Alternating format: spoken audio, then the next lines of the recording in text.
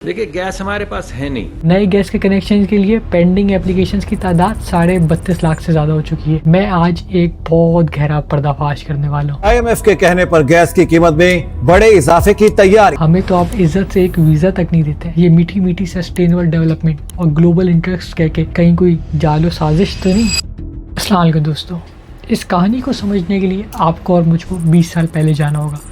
Imagine کریں میں چھوٹا تھا، گھر پہ رہنے کے لیے والدہ کے ساتھ ادھر ادھر گھر دیکھنے دوسری بلڈنگ میں جاتے تھے. تو پتہ لگتا تھا اس بلڈنگ میں گیس نہیں، اس بلڈنگ میں گیس نہیں. بلڈر کہتا تھا 6-7 مہینے میں آ جائے گی. اب سننے کو ہے پاکستان میں جو گیس ہے صرف 6-7 سال تک ملک کی ضرورت پوری کر سکتی ہے. نئے گیس کے کنیکشن کے لیے پینڈنگ اپلیکیشنز کی تعداد 32.5 لاکھ سے زیادہ ہو چکی ہے. دیکھیں گیس ہمارے پاس ہے نہیں. ہماری ہر سال جو ہے وہ 9% گیس کم ہوتی جا رہی ہے. سندھ اور بلوچستان میں آئندہ مالی سال کوئی نیا گیس کنیکشن نہ دینے کا منصوبہ ہے. پچھلے 30 دنوں میں gas We've had no gas in more than 30 days. یہ دنیا میں سب سے زیادہ پینڈنگ گیس کنیکشن کی لسٹ میں ملک سر فہرست ہے. پر گھبرانے کی کوئی بات نہیں ہے، کیونکہ ورلڈ بینک، چائنا اور دوسرے گلوبل فائنینشل انسٹیٹیوشن جیسے Asian Development bank, China import exchange bank ہمارے سچے دوست ہیں. وہ پاکستان کو بچانے آ جائیں گے کیونکہ وہ ہم سے بہت پیار کرتے ہیں.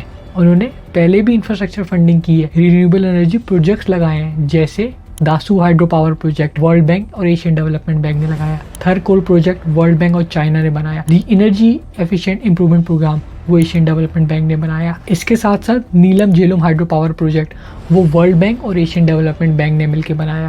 ارے آپ تو گھبرا گئے ہوں گے کہ یہ میں کون سے پروجیکٹ کی بات کر رہا ہوں. ان کا تو آپ نے کبھی نام بھی نہیں سنا اور عام انسان کی زندگی میں تو اس کا کوئی فائدہ بھی نہیں. تو آج میں راز کھولوں آپ کا لاہور ملتان موٹر وے وہ بھی ورلڈ بینک نے بنایا ہے. پر یہ ساری نوازش کرم پاکستان پہ کیوں؟ ہمیں تو آپ عزت سے ایک ویزا تک نہیں دیتے. یہ میٹھی میٹھی سسٹینیبل ڈیولپمنٹ اور گلوبل انٹرسٹ کہہ کے کہیں کوئی جال و سازش تو نہیں. IMF is a debt trap or it's a force of stabilization. It depends upon the recipient country. If a country like Pakistan that has taken more than 23 loans and it is not able to reform, eventually the IMF program will become a debt trap. But we may not have to blame the IMF. It is our fault. کیونکہ ہم نے تو دیکھا ہے کیسے آپ قرضہ معاف کروانے اور ملتوی کروانے کے لیے IMF اور ورلڈ بینک ہمارے وزیر خزانہ، وزیر خارجہ سمیت وزیر اعظم کو چکر پہ چکر، تڑلے پہ تڑ لیتے اور منتیں کروا کے دم لیتے ہیں. میں آج ایک بہت گہرا پردہ فاش کرنے والا ہوں. مجھے تو سچ معلوم ہے، آپ بھی تو جانیں تاکہ آپ اپنے مستقبل سے باخبر رہیں. پر پردہ فاش کرنے سے پہلے تھوڑا اور پاس میں جانا پڑے گا. 1941 پاکستان بننے سے پہلے CIA کو ایران کی گورنمنٹ گرانی تھی اور اپنی کتلی شاہ کو بٹھانا تھا، جس کے لیے انہوں نے اپنے ایجنٹ بھیجے کہ جاؤ جا کے قوم کو اکساؤ، پروٹیسٹ، دنگے فساد مچاؤ، اور وہ اس میں کامیاب بھی ہو گئے. Almost 40,000 refinery workers went on strike today, virtually cutting off Iran's petroleum exports. University students demonstrating in Tehran shouting death to the Shah pledge allegiance to the Islamic movement of the Ayatollahs. تب انہوں نے سوچا کہ کتنا خطرناک تھا.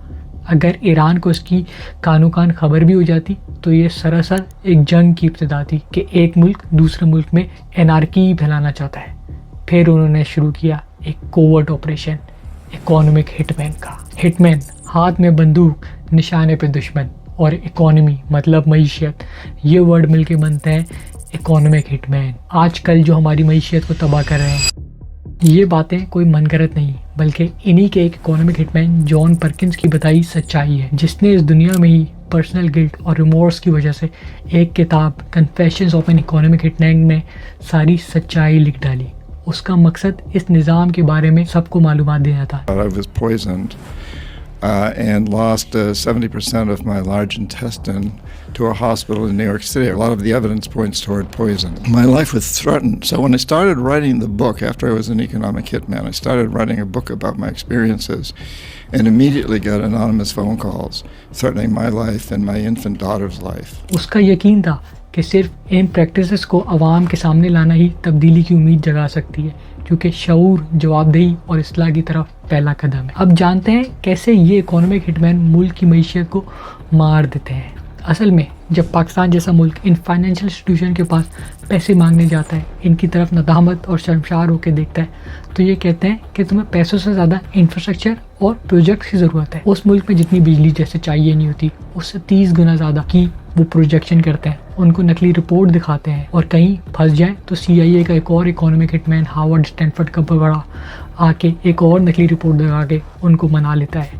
پھر قرضہ اتنا دیتے ہیں اور انٹرسٹ دگنا کہ وہ ملک قرضے کے تحت ہمیشہ آگے جھکا رہے. اور سب سے مزے کی بات، وہ پیسہ نہیں دیتے، وہ ہمیں اچھے بچوں کی طرح کہتے ہیں یہ پروجیکٹ ایکسپرٹیز ان کے ملک کی کمپنیز کے پاس ہے. تو پرائمری پلیئر ان لارج اسکیل انفراسٹرکچر کے ان کے ملک کے اپنے ہی لوگ ہوتے ہیں اور اس طرح ان کا ملک کا پیسہ ان کے ملک میں ہی رہ جاتا ہے اور بدلے میں ہمیں وہ ملتا ہے جس کی ہمیں کبھی ضرورت ہی نہیں تھی. جیسے وہ شروع میں پروجیکٹ کا نام جو ہم نے کبھی سنا بھی نہیں ہے.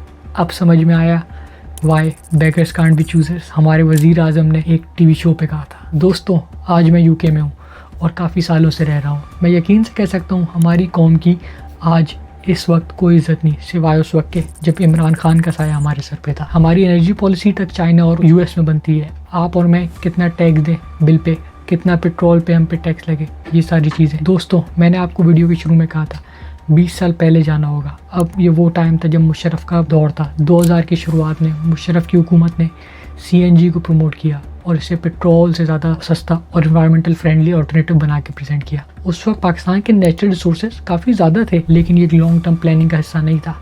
نیچرل گیس ریزرو ایک فائنائٹ ریسورس تھے اور CNG وہیکلز کی ڈیمانڈ اور ریزیڈینشل اور انڈسٹریل سیکٹرز نے اس کو برباد کر دیا. انفراسٹرکچر تو ریڈی کر دیا لیکن نئے گیس ریزروز ایکسپلور ہی کبھی نہیں کیے گئے اور یہ اوور کنزپشن کافی جلدی پاکستان کے لیے ایک مسئلہ بن گیا اور آج ہم اسی کا نتیجہ بھگت رہے ہیں. IMF کے کہنے پر گیس کی قیمت میں بڑے اضافے کی تیاری. پچھلے سال 9% ڈپلیٹ ہوئی، اس سال پھر 9% ڈپلیٹ ہو رہی ہے. مجھے نہیں پتا آگے اس ملک میں کیا ہوگا پر جس طریقے سے ملک چل رہا ہے کچھ اچھا نہیں ہوگا. اور یہ IMF، world bank, Asian Development bank یہ ہمارے دوست نہیں. اس ویڈیو میں امید کرتا ہوں اتنا تو آپ سمجھ گئے ہوں گے. اگر ویڈیو پسند آئی لائک کریں، سبسکرائب کریں، کامنٹ کر کے اپنا اظہار کریں اور اگلی انفارمیٹیو ویڈیو کے لیے ضرور باخبر رہیں اور میرا ساتھ دیں. اللہ حافظ.